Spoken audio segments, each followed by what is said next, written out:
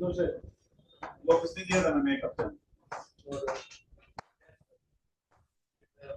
कैसे नहीं दिया? मैं बोलेगा मॉडल देखो, सामने डिस्कस कर दिया था मैंने। क्वेश्चन तो कराया था, बैंकिंग स्टार्ट करो। वो तो सही है। प्रैक्टिस में क्या दिया था? होमवर्क कहाँ तक था? सेक्शन खत्म हो गया ना पूरा, मॉडल भी नहीं सॉल्व किया पूरा। एक बार इधर निकालो।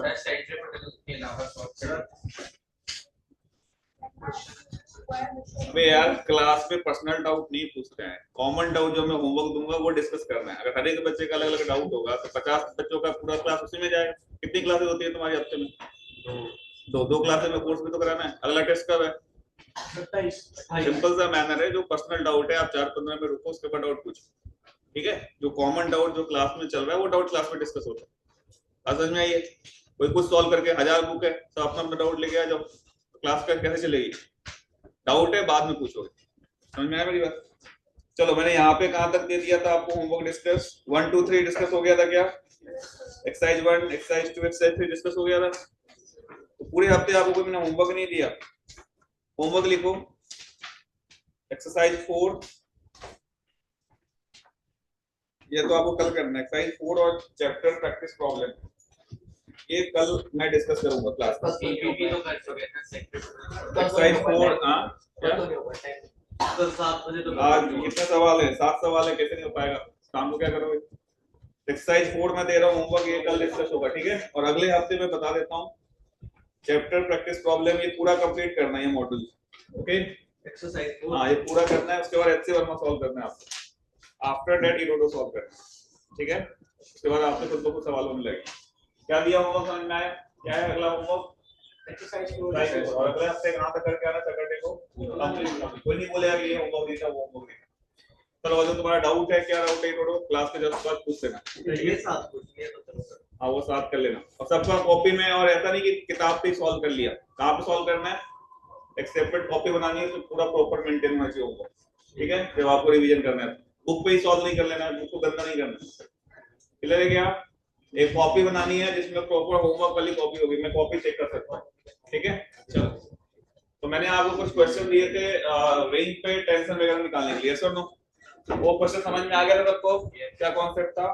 नेक्स्ट क्वेश्चन लिखो, एक और सवाल है इसी टाइप का, देखते हैं कितना सोच पाते हैं।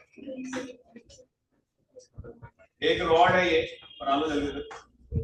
रॉड का लेंथ एल दिया हुआ है और इसको कांस्टेंट ओमेगा से घुमा रहे हैं, और इसका मास मान लो कैपिटल एम है, और मास जो है यूनिफॉर्मली डिस्ट्रीब्यूटेड है। Uniformly distributed.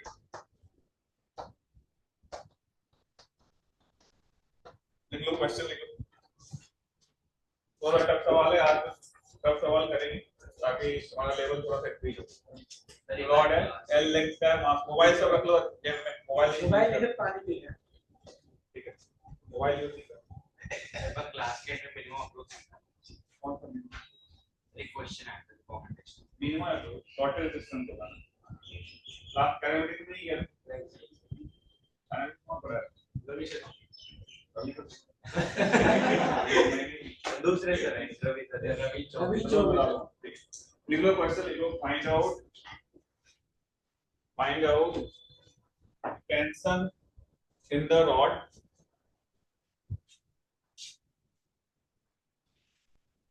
at a general distance x, at a general distance x from the axis of rotation, from the axis of rotation, from the axis of rotation, from the घूम रही है ऐसे ना rod घुमा के। बिल्कुल, अब बता तुम्हारा क्या डाउट, जल्दी लिखो। from the axis of rotation, axis of rotation से इसको घुमा रहे हैं। बाकी लोग सोचेंगे, क्वेश्चन ट्राई करेंगे। इसमें एनर्जी कंजर्वेशन अभी कहां पर है? एनर्जी कंजर्वेशन वही इसमें एनर्जी कंजर्वेशन करेंगे। कौन सा क्वेश्चन बताओ? In the energy of the mass of the body one inch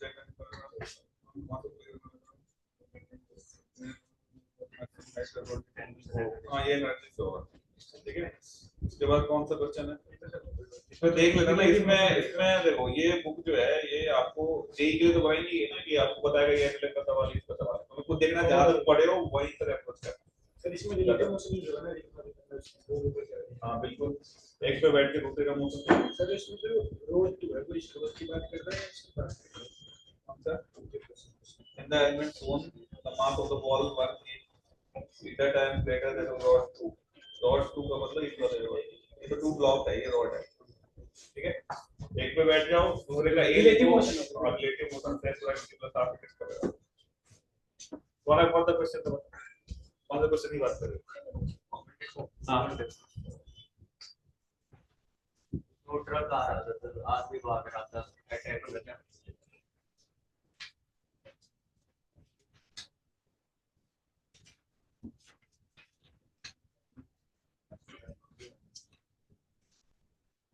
2 meter wide truck moving with a uniform speed of 8 meter per second along a straight vertical route. Pedestrians start to cross the road with a uniform speed v when the truck is 4 meter away from him. The minimum available velocity so that he can cross the road safely v in the value of 5/2 v is. अभी क्या दिक्कत है? ये जा रहा है कितना distance है? 4 मीटर, और ये कितना v है। तो अब बोला है कि इसको यहाँ से यहाँ ट्रेवल करना है और डिस्टेंस कितना है इसका? 2 मीटर। तो इसका जो x कंपोनेंट होगा, y कंपोनेंट को क्रॉस करने के लिए डिस्टेंस पता है, v का y कंपोनेंट पता है, वहां से टाइम आ जाएगा। उतने टाइम में ये ट्रक 4 मीटर तक पहुंचना चाहिए। अगर 4 मीटर पहुंच जाएगा तब तो बचा रह जाएगा, ज्यादा हुआ तो क्या क्या करना है? It's just like river foot problem है। तो क्रॉस करने के लिए कौन सा कंपोनेंट रिस्पांसिबल होता था? y component. वर्टिकल का मतलब टाइम निकाल दो, इस टाइम से इसको मल्टीप्लाई कर दो। ये 2 मीटर दिया हुआ वर्टिकल हाइट है ना, तो निकाल सकते हैं वर्टिकल हाइट दिया हुआ, इसका y कंपोनेंट पता है। तो जितना इसको समय लगेगा क्रॉस करने में उतने देर में ट्रक यहाँ पहुंच जाए। यहाँ तक जब पहुंच पाया तो एक्सीडेंट नहीं हो, तो ज्यादा हो गया तो ये देखो कितने टाइम में पहुंचेगा स्पीड उससे क्रॉस करने के लिए उतनी स्पीड चाहिए। v का y कंपोनेंट अभी दिया है ना, तो v नॉट कितनी है? 8 मीटर पर सेकंड। यूनिफॉर्म स्पीड v में 10 ट्रक इस 4 मीटर में चाहिए, कांस्टेंट स्पीड चल रहा है। Minimum value velocity so that you can cross the road safely in the value of तो v बाय v निकल जाएगा, क्रॉस करने के लिए कितना चाहिए। चलो अब ये बताओ कितना है जल्दी सॉल्व करो। ml minus x into omega का whole square divided by l। कैसे कैसे आया? ये m omega स्क्वायर है। इस पे इंटीग्रेशन करना पड़ेगा क्योंकि हर एक पॉइंट का जो ओमेगा इस पर आर है क्या अलग अलग है। हर एक पॉइंट का आर क्या अलग अलग है ना, तो सबका एक्सीलरेशन क्या होगा? अलग अलग होगा है ना। तो आपको जनरल पॉइंट को निकालना है। सोचिए आप जल्दी, इंटीग्रेशन वाले सवाल ही अच्छे सवाल होते हैं, ये वाले डायरेक्ट वाले तो आप ऐसे निकाल लो। तो अजीब सी आ रही थी क्या आ रहा है? ATM ओमेगा स्क्वायर ये क्या है? ये सर लेंथ को लेंथ का थोड़ा सा पॉइंट थी। हम पूरा सॉल्व कर खाली एलिमेंट निकालो, इसको कैसे सॉल्व करें? इंटीग्रेट करो, डीएम को पहले कन्वर्ट करो एक्स के फॉर्म में।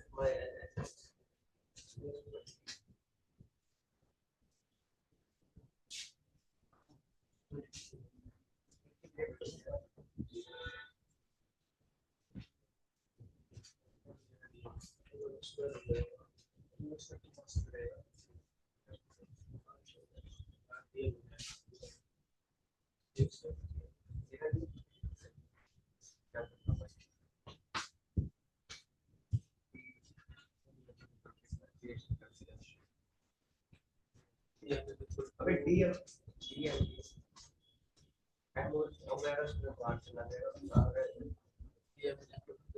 वो तो सोचना है डिस्कस में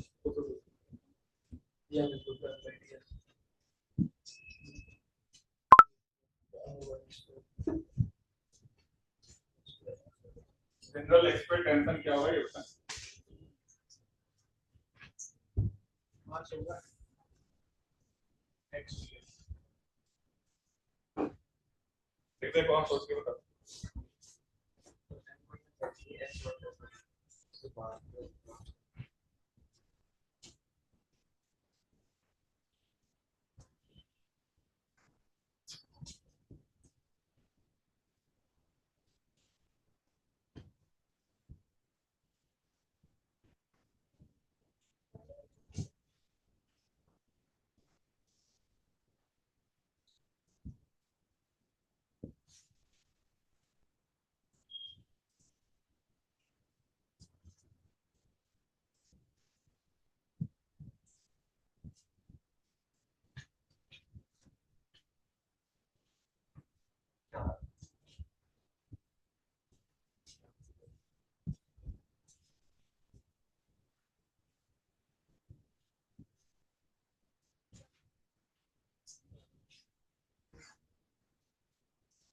इसके रिस्पेक्ट में करते हैं ds के रिस्पेक्ट में आया कैसे कर सर एक एलिमेंट दिया उसके बाद समझ नहीं आ रहा क्या एलिमेंट लिया तो जैसे tension is equal to m omega square R होता है तो दोनों साइड डिफरेंशिएट कर दिया तो m थोड़ी टेंशन बराबर m ओमेगा स्क्वायर होता है कौन सा होता है कोई जो चलो कैसे पता चला m ओमेगा स्क्वायर होगा m m क्या है यहाँ पे वहां से पूरे उसका पूरे का तो अरे इस जगह पे उसके बाद डिफरेंशिएट किया तो dm हो गया अरे नहीं थोड़ी डिफरेंशिएट क्यों कर रहा है कोई लॉजिक तो नहीं है m by l into l minus x अपने मन से तो नहीं डिफरेंशिएट x होगा ये इधर से तो x लेकर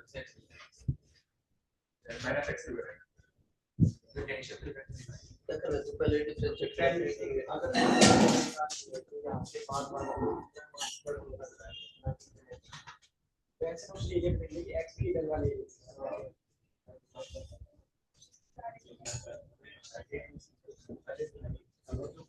अच्छा x के साइड में ही तो बाकी बच्चे मान को कंट्रोल कर रहे हैं लेकिन एंड पे जीरो है और प्लस तो ये जस्ट l minus x होगा x हो गया l minus x रेडियस भी l x minus ही होगा x क्या आया किसी का भी नहीं आया sir m omega square dl square by l dl क्या है dl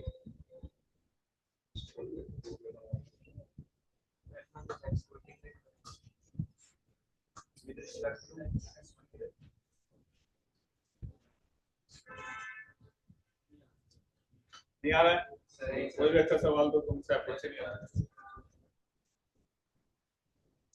तो आप यहाँ देखो इधर देखो नहीं आ रहा तो स्टॉप राइटिंग बोर्ड पे देखें यहाँ पे हर एक मास का एक्सेलरेशन अलग अलग होगा क्यों अलग अलग होगा रेडियस लगेगा क्योंकि आर अलग अलग है जब भी ऐसा कुछ वेरिएबल हो तो आपको रॉड को कैसे ब्रेक करना है एक्स पे जाके छोटा सा मास dx ले लो दे सकते हैं क्या dx में कितना मास होगा निकाल सकते हैं dm होगा dm कैसे निकालें हमें ऐसा निकालना पड़ेगा l लेंथ में कितना मास है बताओ तो ये मास की फॉर्मूले डिस्ट्रीब्यूट है एक यूनिट में कितना मास होगा तो dx में कितना मास होगा m/l into dx होगा नहीं होगा यानी dm को हम बोल सकते हैं जो छोटा सा मास है वो किसके बराबर है बेटा m/l into क्या है dx और ये सुनो ये आपका छोटा सा मास आ गया अब इस छोटे से मास का एलबीडी बनाओ जैसे मैंने आपको सवाल कराया था कि स्टोन बांध दिया है और स्ट्रिंग देकर स्टोन बांध दिया इसको घुमा रहे थे याद है क्या और मैं छोटे से मास का एलबीडी बना रहा था तो क्या इक्वेशन लिखते थे दो टेंशन लग रही थी इधर क्या लिखते थे t1 इधर क्या लिखते थे t2 तो t1 - t2 बराबर क्या लिखा था m ओमेगा स्क्वायर याद है क्या सवाल कहते हैं तो अभी छोटे से मास को देखो तो इस पे बगल वाला जो मास है क्या इधर टेंशन फोर्स लगा है और इधर वाला केस इधर फोर्स लगा रहा होगा इसकी वैल्यू कितनी होगी t1 इसकी वैल्यू क्या होगी कैसे सुनो अब जैसे जैसे आगे बढ़ोगे क्या t की वैल्यू कम होती जा रही है मैं बोलूं t1 t2 में कौन ज्यादा ग्रेटर होगा t1 क्योंकि यहाँ पे जाते हैं तो 0 हो जाएगा क्योंकि आगे कोई मास नहीं है मैं इसको ऐसा लिखूंगा कि छोटे से मास का एफपीटी बना रहा हूं ध्यान से इधर क्या लगेगा बेटा t1 इधर क्या लगेगा अब क्या लिखोगे t1 - t2 बराबर छोटा सा mass into omega square into x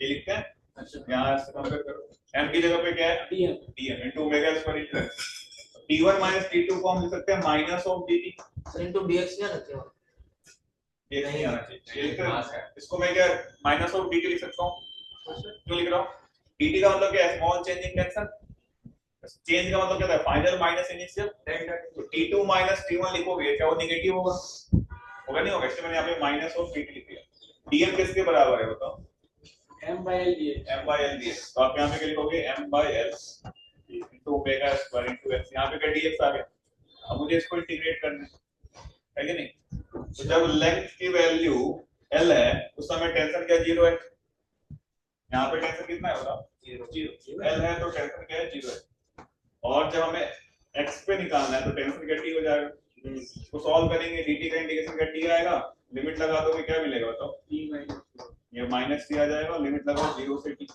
और यहाँ पे सॉल्व करो क्या मिलेगा m/l ओमेगा स्क्वायर x का integration x square by 2 limit कहां से कहां लगा दें l से सॉल्व कीजिए एक बार लिमिट लगाइए -t एक बार क्या होगा 0 और यहाँ पे क्या होगा बताओ, m by l, साथ में क्या हो गया ओमेगा स्क्वायर, x और square by यहाँ पे क्या हो जाएगा x square minus l square by 2, minus को इधर लेके जाओ तो t की वैल्यू कितनी आएगी, m by l, साथ में कितना आ गया ओमेगा स्क्वायर, ये क्या बन जाएगा l square minus x square by 2, that is the tension होगा जनरल एक्सप्रेशन। देखो वेरी वेरी इंपॉर्टेंट फार्मूला है। फार्मूला क्या है, ये कॉन्सेप्ट आगे बहुत सारे सवालों में अच्छे सवालों में यूज होगा, है ना। ये तब होगा जब T1 greater than T2 है। T1 ग्रेटर देन T2 है। हमेशा ही होगा T1 ग्रेटर, जब dx आप नेक्स्ट आगे गया।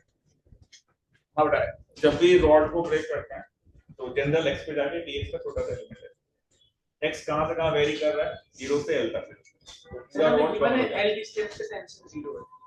गिवन नहीं है, अपना दिमाग से पता है। तो सर आज बाहर कोई मास की तो कैसे पता लगेगा? हमेशा T2 से इसलिए ग्रेटर होगा क्योंकि T1 लेफ्ट साइड से। ऐसा नहीं है, हमने देखा क्योंकि सबसे ज्यादा टेंशन कहाँ पे होगा, सेंटर पे, और सबसे कॉर्नर पे टेंशन क्या होगा, 0 का मतलब घटता जा रहा है टेंशन, है ना। इसलिए T2 ग्रेटर है, T1 ग्रेटर है, T1 को ज्यादा मास खींचना, T2 को कम मास। हाँ बोल सकते हैं दोनों।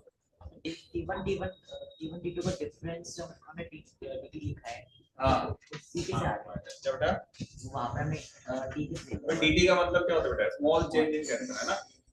तो छोटा सा मास का मतलब क्या, बहुत ही पॉइंट मास है वो। dm का मतलब तो तुम्हें दिखेगा भी नहीं, इतना छोटा मास है, उसके बीच में जो टेंशन का वेरिएशन होगा वो भी स्मॉल होगा। तो T1 माइनस T2 जो है स्मॉल वेरिएशन होगा, उसको अपने dt लिखे, dt का मतलब small change in tension. Minus इसलिए लिया क्योंकि T2 कम है, T1 ज्यादा है। dt का मतलब क्या होता है, फाइनल माइनस इनिशियल, तो T2 माइनस T1, T2 कम है इसलिए क्या आएगा, नेगेटिव साइन, ठीक है। और कोई कंफ्यूजन समझ में आ गया, -2 लिखा है, क्या अभी भी नहीं आया। सर हाँ ये जो राइट में आपने लिखा है dx एरो के बाद m by l dx, फिर हाँ। आपने dx को dm में कैसे चेंज कर दिया अगली लाइन में? अभी यूनिटरी मेथड लगाया भाई, L लेंथ के रॉड का मास कितना है m, तो एक यूनिट का मास कितना होगा m by l, yes sir. इस लेंथ का मास कितना होगा m by l into dx, 9th में पढ़ा है ना यूनिटरी मेथड। और ऐसा इसलिए लगा पा रहे हैं क्योंकि मास कैसे डिस्ट्रीब्यूटेड है, यूनिफॉर्मली। यूनिफॉर्मली। जैसे अगर मैं बोलूं कि 4 मीटर रॉड में 4 मीटर रॉड का मास 4 केजी है, तो 1 मीटर का मास कितना होगा, 4 मीटर रॉड का मास 4 केजी है, तो 1 मीटर का मास कितना होगा, 1 kg। और 0.5 मीटर का 1 into 0.5, वही लगाया यूनिट लिमिट। ठीक। इसको लिख लो, इसमें एक और मेथड से बिना इंटीग्रेशन के भी सॉल्व कर सकते हैं, डायरेक्ट आ जाएगा, बताता हूं कैसे। मेथड नंबर 1 देख लो, इससे कोई कंफ्यूजन है बताओ। तो ऐसे अच्छे सवालों में इसका यूज हो सकता है कॉन्सेप्ट का। आपको जब भी कभी किसी चीज का टेंशन निकालना हो तो आप क्या करते हो, उसको डिफरेंशिएट कट करके देखते हैं सिस्टम को, है ना। जैसे इसमें मुझे टेंशन निकालना है, यहाँ पे कट करके देखते किसी पॉइंट पे, बगल वाला पार्टी उसको क्या कर रहा है, वो खुद कर रहा है, इसलिए सब नहीं आता। इसी चीज को मेथड नंबर 2 से सॉल्व कर सकते हैं। कैसे करेंगे, एक सेकंड, हाँ लिखो लिखो लिख लो।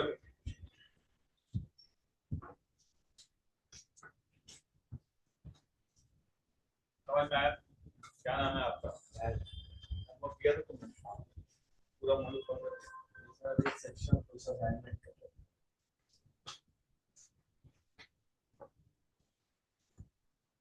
सब लोग कॉपी पे लिख के लाना होमवर्क, है ना।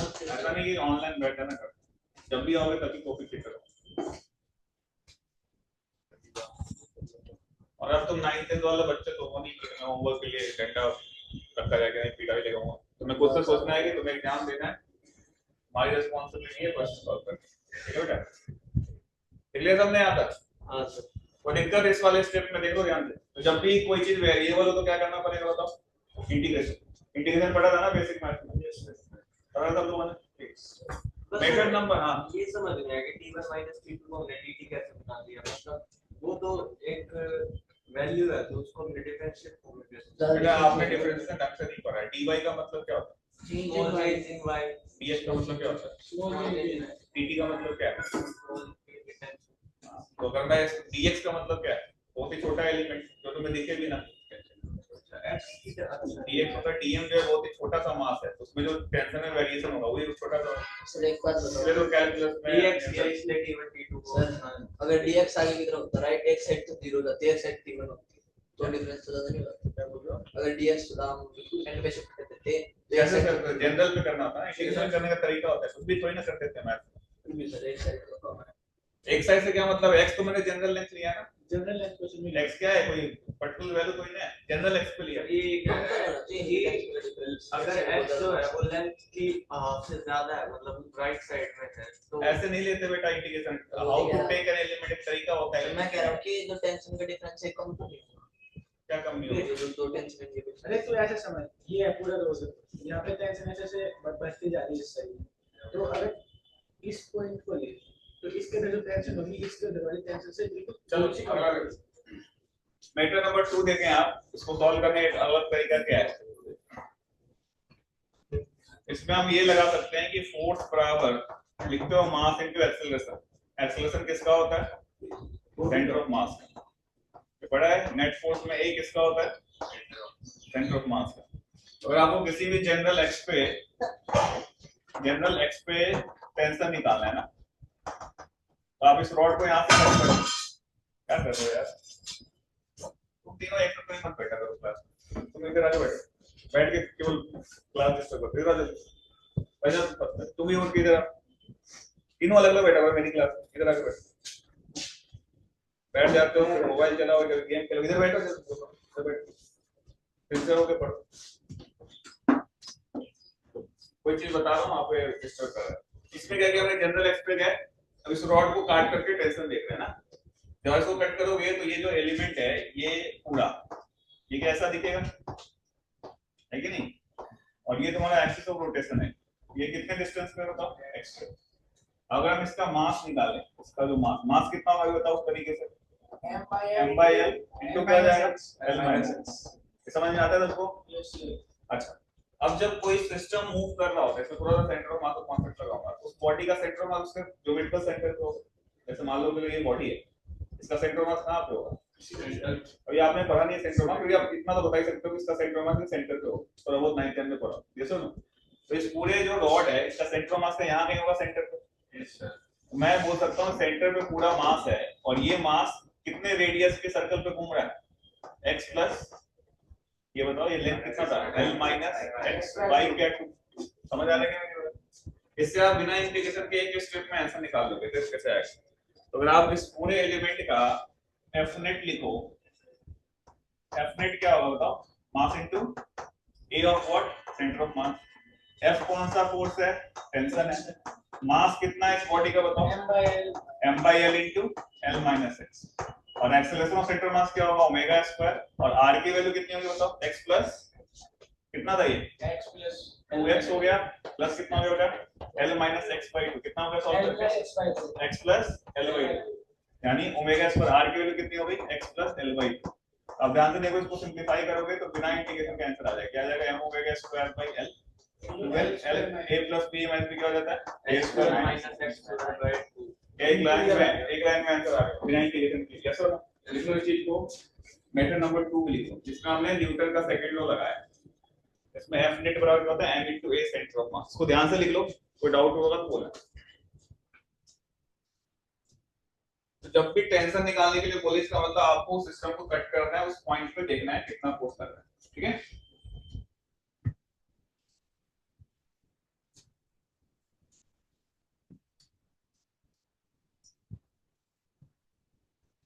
समझ में आ रहा है? हाँ बेटा, और पिछले मेथड में आपने मतलब पहले जनरल निकाल लिया। हाँ मैंने हर एक पॉइंट पे क्या वो वैरी कर रहा था बेटा। तो हम कोई छोटा सा एलिमेंट लेंगे, इंटीग्रेशन करने का तरीका होता है। आगे जब भी रॉड आएगा, रॉड को ब्रेक करने का तरीका ऐसे होगा, x पे जाके दिए, x कुछ भी हो सकता है, कहीं से कहीं वैरी कर रहा है।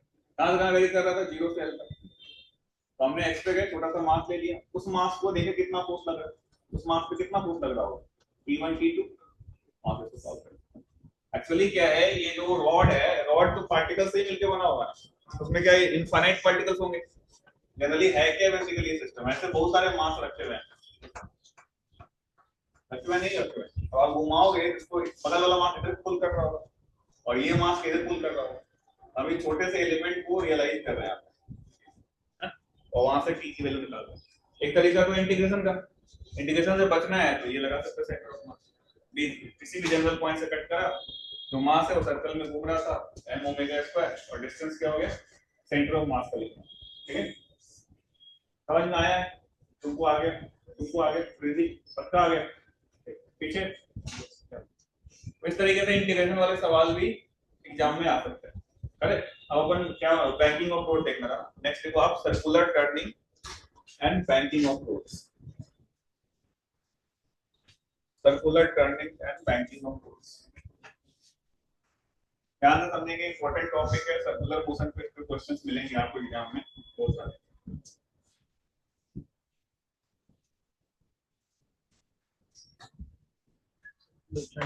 Circular turning and banking of road.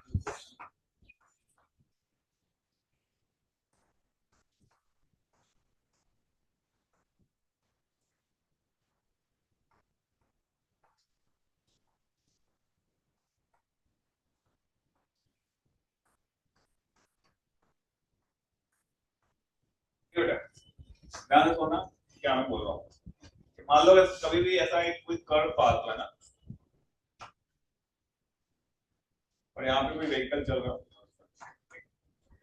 तो कितने लोगों को बाइक चलाने आती है? हाथ पूरा करे, बाइक स्कूटर चलाने आती है, स्कूटी सबको आती है ना।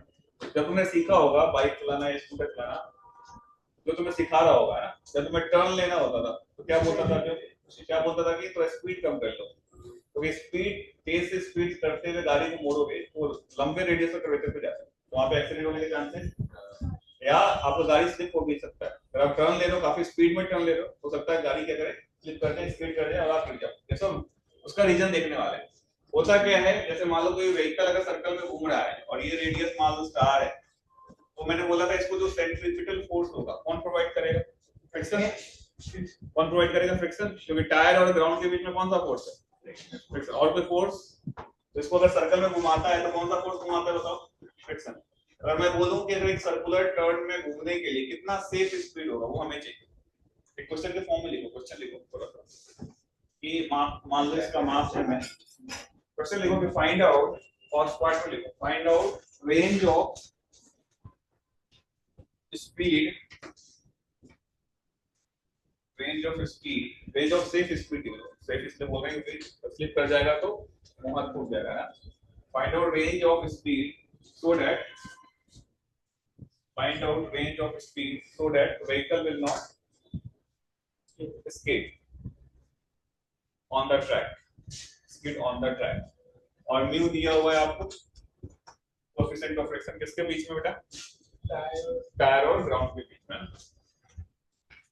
will not escape। ठीक है, तो आप 2 मिनट ट्राई करें, सोचें, बताएं क्या आएगा।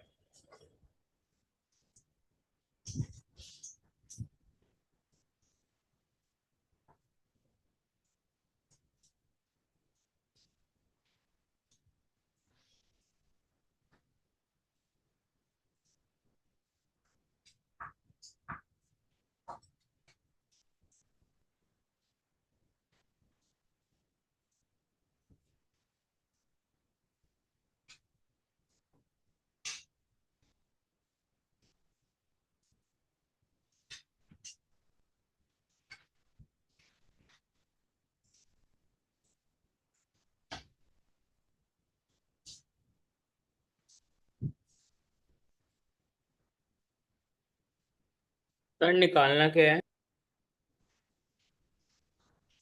और क्या बेटा, क्या क्वेश्चन लिखवाया था बताओ? Find out range of safe speed so that Find out range of safe speed so that vehicle will not skid on the skid on the track।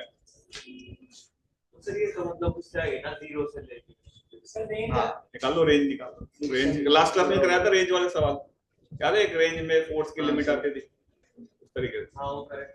हाँ सेम टाइप का एक बार सुनो बहुत बड़ी होती है एक बार। हाँ इसमें सूडो फोर्स की जरूरत नहीं, सूडो फोर्स तो ऑब्जर्वर पे डिपेंड करता है।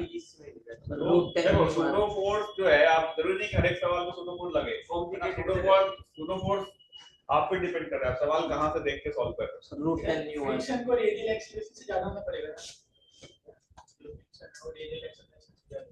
क्यों जानते हो? ज्यादा नहीं होगा बिल्कुल। फ्रिक्शन की मैक्सिमम वैल्यू क्या होती है? उससे कम होना पड़ेगा। से कम होना चाहिए। उससे ज्यादा हो गया तो क्या हो जाएगा? स्लिप हो जाएगी। वो मेन चीज है। रूट 10 न्यू वन 10 कहां से आ गया बेटा? जी जी के टर्म में बताना, जी के टर्म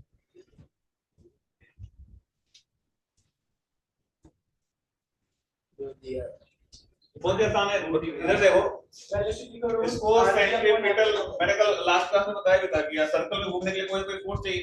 फोर्स कहां से आता था? टेंशन से, ग्रेविटेशन से, इलेक्ट्रोस्टैटिक, बहुत सारे फोर्स होते हैं। यहाँ पे कौन सा फोर्स काम कर रहा है? फ्रिक्शन। बिना फोर्स के सर्कल में घूमना पॉसिबल नहीं है। तो आप फ्रिक्शन ही कौन सा फोर्स प्रोवाइड कर रहा है? सेंट्रीपिटल। वो क्या हो जाएगा? m मास इनटू, बताओ, एक्सेलरेशन। ये हो गया सर मतलब म्यू एम जी को मस्ट बी। हाँ, तो देखो यहाँ पे ये फोर्स प्रोवाइड, यहाँ पे कौन सा फोर्स लग रहा है? स्टैटिक लग रहा होगा, और इसकी वैल्यू किससे कम होनी चाहिए? Mu M G. इससे ज्यादा हुआ तो क्या हो जाएगा? इससे ज्यादा हुआ तो क्या हो जाएगा? पॉसिबल नहीं होगा। तो m से m के कैंसिल हो गया, तो v स्क्वायर कितना आ गया बताओ? Less than equal to mu g. यानी मैं बोल सकता हूँ v की वैल्यू अगर म्यू जी आर के बराबर हो या उससे कम हो तब कोई दिक्कत नहीं है। उससे ज्यादा हो गई तो, ज्यादा हो गई तो क्या हो गई? गाड़ी फिसल गया और क्या हो जाएगा ना। देखो, that is the question, v should be less than equal to mu G R. ये याद रखना है, म्यू जी आर से कम होना चाहिए, हाँ? और ये कब है? जब कांस्टेंट स्पेस से घूम रहा है। मतलब फोर्स से कम होगा तो फ्रिक्शन पे एडजस्ट करेगा फोर्स के। हाँ बिल्कुल एडजस्ट कर रहा है, स्टैटिक लगता रहेगा और गाड़ी स्लिप नहीं करेगा। कांस्टेंट वेलोसिटी मतलब ये टेंजेंशियल जीरो। कांस्टेंट वाले जो है इसमें AT जीरो है, क्या है? यूनिफॉर्म सर्कुलर मोशन है। समझ में आया नहीं? अगर तुम कर्व में घूम रहे हो, काफी तेजी स्पीड से घूम रहे हो, क्या स्लिप होने के चांसेस ज्यादा है? टायर और ग्राउंड के बीच में कौन सा फोर्स लग रहा है? केवल फ्रिक्शन, और कोई फोर्स नहीं लग रहा। क्लियर है जी? जैसे एक सवाल के फॉर्म में लिखो इसी क्वेश्चन कि फाइंड आउट रेंज ऑफ, सीधे फॉर्मूला से मैं निकलवाता हूं ताकि आपको पता चले क्या होता है। Find out range of safe speed, range of safe speed when a vehicle is turning, when a vehicle is turning on a circular path, when a vehicle is turning on a circular path of radius, vehicle is turning on a circular path of radius 4 meter, and if mu between tire and the ground, between tire and the ground is 0.4, 0.4, हाँ 0.4, हाँ check करो, 4 metre पर second. ज्यादा पे चलोगे तो क्या हो जाएगा? 4 से कम पे चलेंगे कोई दिक्कत नहीं है, कोई दिक्कत नहीं। 3 2 1 पे चलोगे, लेकिन जैसे ही 4 से ज्यादा हुआ 4.0000 पे स्पीड कर जाओ। सबका आ गया क्या? आ गया। तो फिर से v कितना? सर रेडियस कितना बोला था? 4 मीटर ना? हाँ 4 मीटर बोला था। म्यू कितना बोला मैंने आपको? 4/10। g क्या बेटा? 10, और r क्या था? 4। ये कैंसिल हो गया तो v कितना चाहिए? Less than equal to 4 metre. कहाँ आया गया? तो सर्कल में घूमने के लिए सेफ तरीके से तो 4 मीटर पर सेकंड चलना चाहिए इस पर्टिकुलर रेडियस पे, ठीक है? 4 मीटर के रेडियस पे 4 मीटर पर सेकंड स्पीड आ रही है। इससे ज्यादा हुई तो क्या हो जाएगा? स्पीड हो जाएगा। अच्छा, दूसरी बात देखो, इधर देखो, बात नहीं, ये तो केस 1 हो गए, तो लिख लो केस 1, उसके क्वेश्चन बुक पर लिख लो केस 1 था। केस 2 में देखते क्या करना है।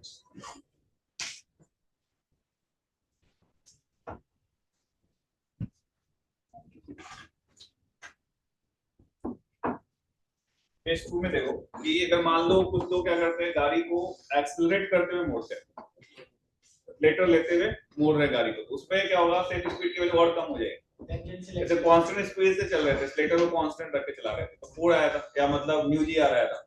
अगर तुम स्पीड देते हुए मोड़ते हो तो और ज्यादा रिस्क हो जाए, वो अपन देखने वाले सेकंड। केस 2 में लिखो, केस 2 में लिखो कि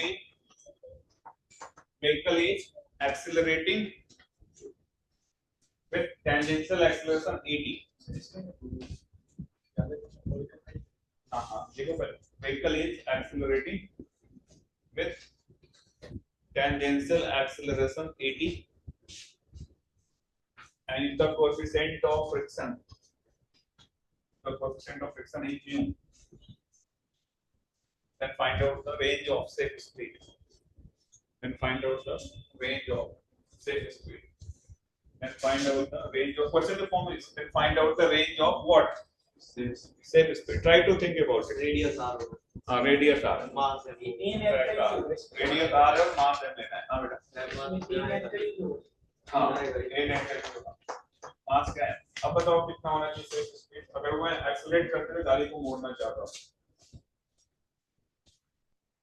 तो और ज्यादा डेंजरस होता है। सर सेफ वो इनिशियल स्पीड ना सेम मतलब सेफ का मतलब गिरे ना, मुंह हाथ ना टूटे, इनिशियल स्पीड नहीं। सेफ का मतलब क्या होता है? तो सेफ बोल रहा है, सेफ। मतलब सर एक्सेलरेशन के पहले जब टर्न करना शुरू किया। यार सेफ का मतलब गाड़ी चला रहा है इतनी एक पर्टिकुलर स्पीड हो ताकि वो तुम गिरो ना, गाड़ी स्लिप ना करे, पैर हाथ ना टूटे। सेफ बोल रहा हूँ, एक्सेलरेशन के पहले बात की बात नहीं। अगर तुम चला रहे हो कांस्टेंट स्पीड से तो किसी भी जनरल टाइम टी पे तुम्हें बताना है कितनी सेफ स्पीड होनी चाहिए, कितना रेंज ऑफ स्पीड होना चाहिए। ठीक है, कौन पूछ रहा था क्वेश्चन? कौन सा? सर मैं पूछ रहा हूँ। आयुष्मान, समझ में आया सेफ का मतलब? Yes sir. सेफ पूछ रहे हैं, किसी भी जनरल मोमेंट बतानी है कितनी स्पीड होनी चाहिए, उससे ज्यादा स्पीड ना हो। ज्यादा स्पीड होगा तो गिरोगे। कभी किसी को गाड़ी सिखाओ, भले उनको फिजिक्स आती ना हो, फिर भी उनको ध्यान रहता है कि काफी तेजी में गाड़ी को नहीं मोड़ना चाहिए, अदरवाइज पैर हाथ टूटने के चांसेस ज्यादा होंगे। अब क्या होगा? टेंजेंशियल भी है साथ में, एक और होगा, कौन सा होगा? रेडियल। तो ए नेट निकाल, वहां से देखो क्या होगा। सबसे पहले आपको सर्कल में ये ढूंढना है कि कोई ना कोई फोर्स होगा जो उसको कौन सा फोर्स प्रोवाइड कर रहा होगा? सेंट्रीपिटल, सर्कल में घुमा रहा होगा। उस फोर्स के बिना पॉसिबल। तो हर जगह फोर्स का कॉज अलग अलग होगा, कभी फ्रिक्शन आएगा, कभी टेंशन आएगा, कभी नॉर्मल आएगा। ठीक है,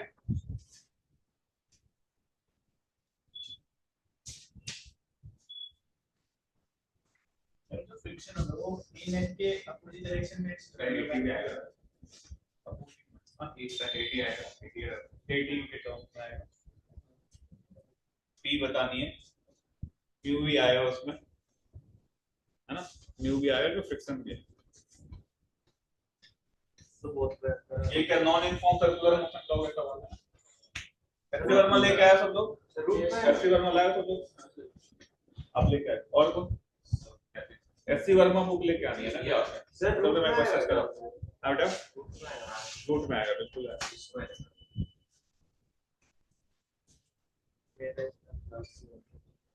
बहुत अच्छी बुक है वर्मा जी की, आप लेके आए। मेरा तो रूट 4 में आ रहा है। कुछ तो आ रहा है इधर आ रहा है, वही एग्जैक्टली मेरा भी यही आ रहा है। हम नहीं कर रहा, गलत है पर इतना लोगों को पता है। क्यों गलत होगा? सही कर रहे हो तो 4 में आ रहा है रूट। सही है, 4 में आएगा। 4 में आया। आर्मी आ रहा है। फिर तो देख, 4 में नहीं 4 में है। 4 में पावर 1/4 होगा। हाँ सर हाँ पावर 1/4 आ रहा है। हाँ बिल्कुल सही। अच्छा तो कॉन्फिडेंस क्यों नहीं आ रहा? तुम जब सही कर रहे हो तो सही पहले ही बोल रहा है मेरा गलत होगा, मेरा गलत होगा। एग्जाम में कैसे काम चलेगा? पहले ही बोलोगे मेरा गलत हो गया, मेरा कम नंबर। सर ये है म्यूजी का whole square minus 80 square into r square का रूट 1/4। हाँ मतलब पावर। ठीक है, ठीक कर। सेम सवाल मैंने कराया है नॉन यूनिफॉर्म सर्कुलर मोशन में भी कुछ दिन पहले ही। और बच्चे रहेंगे। और दूसरे आया नहीं आया? 8 हो जाएगा। आया, हाँ, भी आ रहा है। म्यूजी हाँ, r 80 का टर्म। तो जनक का आ गया और किसी का भी नहीं आया? मेरा आपका आ गया, आपका भी आ गया। और तुम लोग का लड़कियां कुछ तो आया, क्या आया बताओ? मतलब 1 की पावर 4 के अंदर r स्क्वायर इनटू में u square v square minus h square 80 होगा। ये p क्या है यहाँ पे? 80 को मतलब होगा ना। तो यहाँ देखो जिनका नहीं आया बोर्ड पे देखो, नीचे आपका आया, इसका है क्या नाम इसका? और पीछे बैठा है नाम क्या तुम्हारा? भूल गया मैं। लक्ष्य आया तुम्हारा कुछ आंसर? तुम एब्सेंट हो गए बीच में, तो क्या होगा? एब्सेंट हो गए तो फिर ऐसे दिक्कत आएगी। क्या देखो आप, अगर ये सर्कल में घूम रहा है तो कौन सा फोर्स प्रोवाइड करेगा बताओ? फ्रिक्शन ही होगा ना भाई। अब लेकिन फ्रिक्शन इसमें बिल्कुल सेंटर की तरफ नहीं लग रहा होगा। फ्रिक्शन किधर लग रहा होगा? एंगल पर। क्यों एंगल पे लग रहा होगा? भी टेंजेंशियल है क्योंकि टेंजेंशियल एक्सेलरेशन भी है और साथ में रेडियल एक्सेलरेशन। तो फ्रिक्शन आपको ए नेट की तरफ लग रहा होगा, यस और नो? तो अगर मैं बोलूं ए नेट पहले निकालो, नॉन यूनिफॉर्म सर्कुलर में पढ़ा चुका हूं लास्ट क्लास में बताया। ए नेट क्या क्या होता है बताओ? समझ में आ रहा है आप? ए नेट क्या होता है बताओ जल्दी से? AT स्क्वायर प्लस क्या होता था? AR स्क्वायर, ये होता था ना। तो फ्रिक्शन लिखोगे, फ्रिक्शन क्या होगा? मास इनटू ए नेट, है कि नहीं? और इसकी वैल्यू किससे कम होनी चाहिए?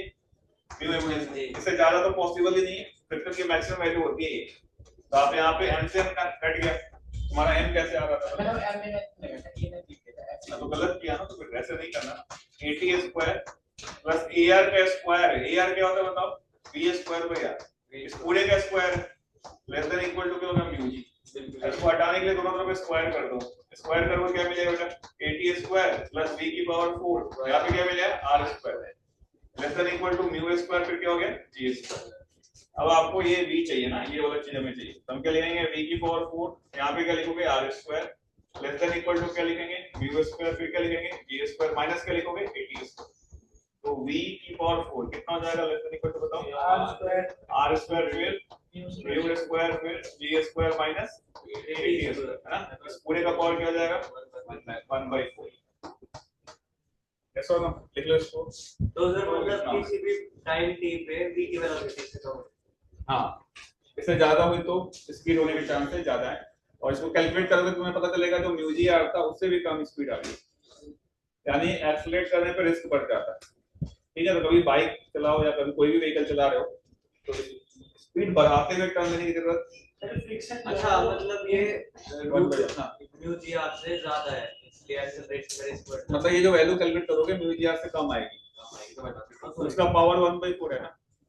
इसका मतलब अगर हम तेजी से एक्सीलरेटर लेते हुए गाड़ी मोड़ रहे हैं तो एक्सीडेंट के चांसेस बढ़ रहा है।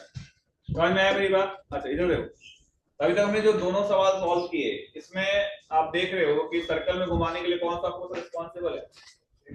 फ्रिक्शन। और फ्रिक्शन पे ज्यादा भरोसा कर भी नहीं सकते, क्योंकि मान लो पूरा टायर पुराना हो गया, क्या म्यू कम हो गया? म्यू कम हो गया तो फ्रिक्शन क्या और कम हो जाएगा, यानी स्पीड का जो रेंज पहले 4 मीटर पर सेकंड आता था जो एग्जांपल हमने लिया था, तो उसमें भी कम हो जाएगा। तो अब लोगों ने सोचा कि भाई ऐसे कैसे काम चलेगा, अगर मुझे कहीं जल्दी पहुंचना है और सर्कुलर ट्रैक है, स्पीड तो तेजी में लेके जाएंगे, अरे हाँ ना, क्योंकि अगर मैं फिक्स लिमिट पे लेके चलूं क्या गिरने के चांसेस ज्यादा हैं।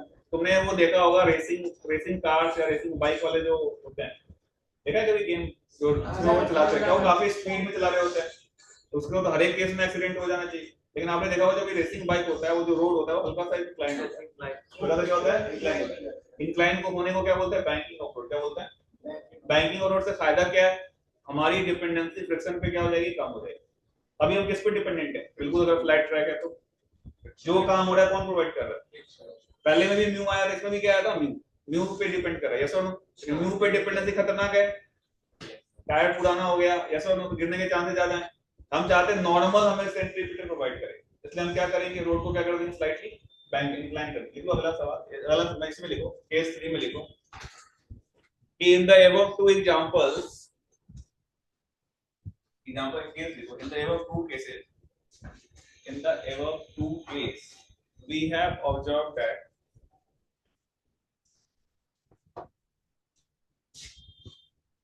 centripetal acceleration is provided by friction only, है ना? Centripetal acceleration. Observed that Centripetal acceleration is provided by friction only, है ना? By friction only. ठीक है? So to reduce the dependency on friction,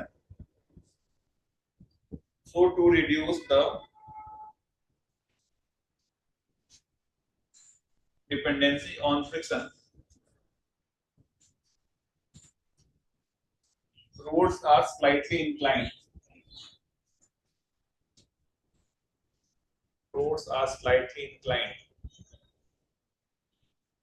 And this is called banking of road.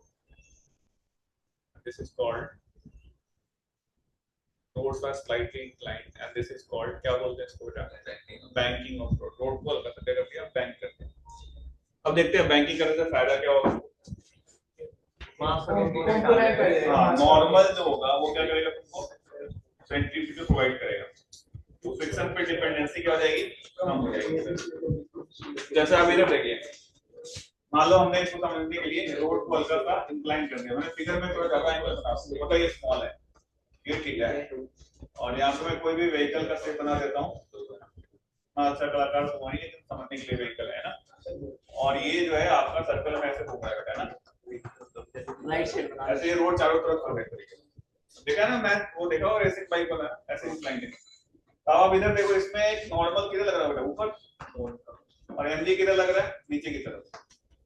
आप देखो ध्यान से, ये थीटा एंगल है। अब नॉर्मल का जो हॉरिजॉन्टल कंपोनेंट होगा, नॉर्मल के दो कंपोनेंट होंगे, कौन कौन से होंगे बताओ? वर्टिकल और हॉरिजॉन्टल। तो वर्टिकल वाला क्या कर रहा होगा, किसको बैलेंस कर देगा, एमजी को, और हॉरिजॉन्टल वाला क्या प्रोवाइड कर देगा, सेंट्रीपिटल। इस केस में फ्रिक्शन की कोई जरूरत, भले ही रफ सरफेस लेकिन फ्रिक्शन की कोई जरूरत नहीं पड़ेगी, फ्रिक्शन के बिना भी काम चल जाएगा। किस पे डिपेंडेंसी बढ़ गई अपनी, नॉर्मल। लिख लो, ये डायग्राम बना लो केस 1 में, या केस 3 में दो पार्ट लिखो। फर्स्ट पार्ट ए लिखो है, फ्रिक्शन है बेटा लेकिन लग नहीं रहा। फ्रिक्शन हमेशा होते हुए लगे जरूरी है, रिलेटिव मोशन को खोज करेगा। यहाँ पे फ्रिक्शन है लेकिन अभी भी लग नहीं रहा, क्योंकि सारा दारोमदार कौन ले लिया, नॉर्मल से काम हो रहा है। क्या मतलब रफ सरफेस है, रफ सरफेस पे फ्रिक्शन लगे जरूरी होता है क्या? सरफेस अगर रफ हो उस पे फ्रिक्शन लगे ये जरूरी है क्या? डिपेंडेंसी नहीं है अंदर की तरफ क्वेश्चन करने के लिए, पहले ये बोलो ऐसा समझ, नॉर्मल है नॉर्मल बात मत करो। जैसे मान लो ये 37 डिग्री था, ऐसे सवाल कराए मैं लेकिन सब भूल जाते तुम लोग, रिवीजन नहीं करते। कितना पूछ जाएगा बताओ, कितना लगेगा बताओ यार? कितना होगा एमजी साइन? तो 16 लग रहा है। मान ले यहाँ पे म्यू मैंने दिया हुआ है 0.5, ठीक है बेटा। अगर मैं इधर एक फोर्स लगा दूं 60 का, कितना फ्रिक्शन लग रहा होगा? 0। रफ सरफेस हो वहां फ्रिक्शन लगे जरूरी है क्या? फ्रिक्शन सेल्फ एडजस्टिंग फोर्स, जैसा ना उसको जब जरूरत होगी तब ना, जब जरूरत ही नहीं मैं क्यों लगूं? फ्रिक्शन क्या चाहता था स्टार्टिंग वगैरह याद है? फ्रिक्शन क्या चाहता था, दो ऑब्जेक्ट जब उसका मकसद पूरा हो रहा है, आप चीजों को रिलेट नहीं कर रहे हो, आप 10 टीचर से पढ़ रहे हो, दिक्कत आ रही है। मैंने जो आपको स्टार्टिंग में लिखवाए हैं वो लाइन को ध्यान रखो, कोई दिक्कत नहीं। फ्रिक्शन क्या चाहता था, दो ऑब्जेक्ट साथ साथ रहेगा, मेरा मकसद पूरा हो गया, मैं क्यों लगूं भाई? फ्रिक्शन नहीं है ना, इसमें लग रहा है क्या फ्रिक्शन? इसमें लग रहा है क्या फ्रिक्शन? नहीं लग रहा ना, फ्रिक्शन लगे है, सरफेस रफ है फिर फ्रिक्शन लगेगा। फ्रिक्शन कब लगेगा, जब जरूरत होगी। तो हम एक्सपेक्टेड स्पीड से चल रहे हैं, इसमें नॉर्मल हमारा काम कर दे रहा है, फ्रिक्शन की कोई जरूरत नहीं पड़ेगी। लिख लो केस 3 का ए पार्ट, फर्स्ट केस 3 में लग रहा हो अभी जो इसको जरा लग रहा हो जो फ्रिक्शन बताया था, कौन सा बेटा? वो फोर्स इस पीछे पे लग रहा हो जो इस तरफ अपने में लग रहा हो, जरूरत ही नहीं पड़ रही होगी ना उसको स्लिप करने की, स्लिप ही नहीं कर रहा हूं, एक्सपेक्टेड स्पीड है। फ्रिक्शन लगेगा मैं काफी ज्यादा स्पीड में चलाऊंगा। अगले केस में देख लो, इस केस में कि इसी में केस 3 में पहला केस देखो, ए part, find out the average expected speed in this case. Find out the average expected speed in this case so that vehicle will turn safely. Find out the expected average speed so that vehicle will turn safely, है ना? तो निकाल सकते हैं ये, कैसे निकालेंगे देखो। ये अगर थीटा एंगल है तो वर्टिकल से नॉर्मल भी कितना एंगल बनाना होता है, ठीक है? तो n cos थीटा किसके बराबर होगा बताइए? mg के बराबर, बहुत बढ़िया। और n sin थीटा किसके बराबर होगा? n sin थीटा ये वाला कंपोनेंट किसके बराबर होगा? mv स्क्वायर में। अगर मैं इक्वेशन 2 को इक्वेशन 1 से डिवाइड कर दूं क्या मिलेगा बताओ? tan थीटा बराबर क्या मिल जाएगा? mv square by r। नीचे क्या मिल रहा है? mg। क्या क्या कैंसिल हो गया बताओ? m से n कैंसिल हो गया, तो v की वैल्यू कितनी आ गई? gr tan theta. अगर आप इस स्पीड से चल रहे होगे तो तुम्हें कोई फ्रिक्शन की जरूरत नहीं पड़ेगी। दिस इज द v बराबर क्या है? gr tan theta. अगर इतनी स्पीड से चलोगे, एक्सपेक्ट के स्पीड से, रोड को इसी स्पीड को ध्यान में रख के बनाया जाता है, बैंक किया जाता है। सर ये मतलब कांस्टेंट वेलोसिटी से चल रहा है, कांस्टेंट भी।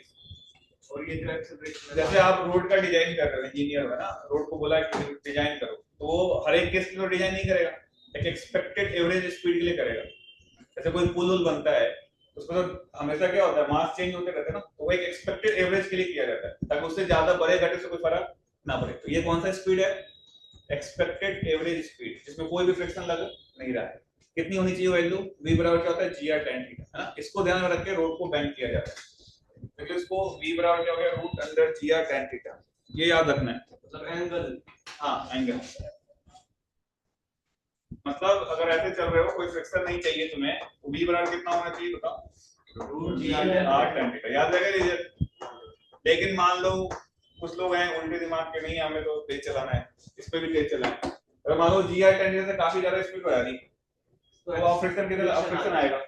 अब बॉडी जो व्हीकल है किधर स्लिप करेगा, ज्यादा तेज चला दे तो ऊपर की तरफ, तो फ्रिक्शन का नीचे आ जाएगा। अगर जीआर 10 से कम स्पीड में चला रहे हैं तो दोनों चाहिए, ज्यादा भी नहीं होना चाहिए कम भी नहीं, और कम हो गया तो किधर स्लिप करेगा नीचे की तरफ, तो फ्रिक्शन चलेगा ऊपर की तरफ। जस्ट लाइक आप इसको ऐसा एग्जांपल ले लो, एक से कटोरा ले लो, बाउल बाउल होता है ना, उसके अंदर मार्बल बॉल रख लो, उसको हाथ से ऐसे घुमाओ, तो मार्बल बॉल अगर तेजी से घुमाओगे तो मार्बल बॉल किधर स्लिप करेगा, ऊपर की तरफ जाता है, स्लो करोगे तो नीचे की तरफ आता है, जस्ट लाइक वो व्हीकल टर्निंग। हाँ मौत के कोई में होता है, यस और नो। तो आप इसको लिख लो, पहले इसमें दो केस लिखेंगे, इसके अंदर आप बी पार्ट लिखो, इफ ये तो सेफ स्पीड है भाई, इस पे कोई दिक्कत नहीं है, इतना भी चला लिया तो कोई दिक्कत नहीं है, अगर मैं तेजी से चलाऊंगा तो ये ऊपर जाने की टेंडेंसी होगी, फ्रिक्शन नीचे लगेगा, स्लो चलाऊंगा तो नीचे जाने की टेंडेंसी होगी, ऊपर लगेगा। तो आप इसमें बी पार्ट लिखो, if v is greater than, if v is greater than gr tan theta, हाँ इसके जो फॉर्मूले हैं वो आपको याद रखना है, बस एग्जाम में डायरेक्ट पूछ ले, तो मैं इधर लिख रहा हूँ। केस 3 का a पार्ट हो गया था, b पार्ट, केस 3 का b पार्ट, b पार्ट में हमने क्या देखा बेटा, b की वैल्यू क्या है बताइए, किससे ग्रेटर है, gr tan theta से। तो अब इसके स्लिप करने के लिए ऊपर जा रहा होगा, फ्रिक्शन किधर लगेगा बता, नीचे की तरफ। अब देखो यहाँ पे ध्यान देना सब लोग, अब हम इसको बैलेंस करना चाह रहे हैं, तो ये थीटा हो गया, ये कितना एंगल है तुम्हारा mg। तो अगर मैं वर्टिकल में फोर्सेस देख, वर्टिकल में कौन कौन से फोर्सेस होंगे, यहाँ बोल पे देखें, इस बॉडी पे कौन कौन सा फोर्स लग रहा है ये बताओ, नॉर्मल, फ्रिक्शन और mg, ये तीन फोर्स। पहले क्या लग रहा था, नॉर्मल और mg, क्लियर है ये चीज। अब ये तीन फोर्स लग रहा है, अब मैं y वर्टिकल में फोर्स देखूं तो n का vertical component n cos theta होगा, mg होगा, साथ में फ्रिक्शन का भी कंपोनेंट है, तो फ्रिक्शन का ये वाला कंपोनेंट कितना होगा 91 थीटा। यहां पे बोलोगे ये हॉरिजॉन्टल से देखो ये थीटा हो गया, अब यहां पे क्या बोलोगे बताओ, मुझसे बताओ इक्वेशन क्या लिखूं, n cos theta that should be equal to, बताओ इनको आपको याद रखना है, क्योंकि एग्जाम में अगर फार्मूला भूल जाओगे, लेकिन ये तरीका याद रखोगे तो कोई दिक्कत नहीं आएगी। तो n cos theta mg plus क्या होगा f sin थीटा, नहीं ये हो गया इक्वेशन नंबर 1, ठीक है, तो ये वर्टिकल वाले हो गए। अब जो सर्कल में घुमा रहा है उसको बैलेंस करना है, तो कितना होगा बताइए, n sin theta plus f cos theta, n sin theta plus क्या हो जाएगा f cos थीटा, बिल्कुल सही, प्लस क्या हो जाएगा f cos थीटा, और that should be equal to क्या, mv स्क्वायर बाय r। अगर मैं f को म्यू में रख दूं क्या वो v max आ जाएगा, तो आप यहां पे क्या लिखोगे mv max square by r, clear है चीज। और फ्रिक्शन को क्या रख दोगे, म्यू में, क्या रखोगे म्यू में। अब ये तीन इक्वेशन सॉल्व करने हैं और v max की वैल्यू निकालनी है। क्वेश्चन नंबर 2 ये क्या होगा, इक्वेशन नंबर देख लो, फिर मैं सॉल्व करके बताता हूं। these are the three equation, ध्यान से देख लीजिए, किसी को इक्वेशन लिखने में दिक्कत है बताओ। हॉरिजॉन्टल और वर्टिकल में फोर्सेस बैलेंस किया, ठीक है बेटा, देख लो ध्यान।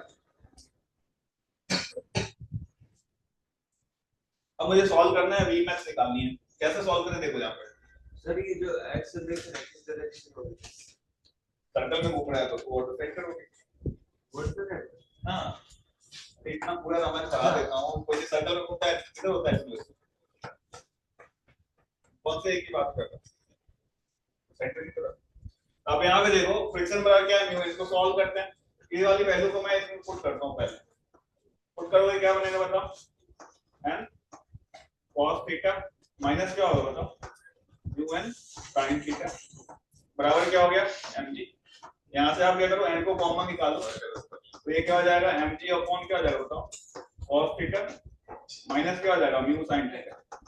ये वाली वैल्यू आप इसमें प्लेस कर दो, इसमें प्लेस करोगे तो क्या मिलेगा देखो, n sin theta plus f की जगह पे क्या लिख दें म्यू cos थीटा, और बराबर क्या था mv स्क्वायर v max का स्क्वायर अपॉन r। तो आप यहां से n की वैल्यू पुट कर दो, इनको कॉमन निकाल दो, अंदर में क्या बच रहा है sin थीटा प्लस क्या बच रहा है बताओ म्यू cos थीटा। बराबर क्या हो गया ये mv max का स्क्वायर अपॉन r। अब n को वैल्यू पुट करो, n की वैल्यू किसके बराबर है mg अपॉन क्या था cos theta minus mu sin theta, और ऊपर क्या है sin theta plus mu cos theta. इसको याद रखना काफी आसान है, बताता हूँ शॉर्ट फॉर्म।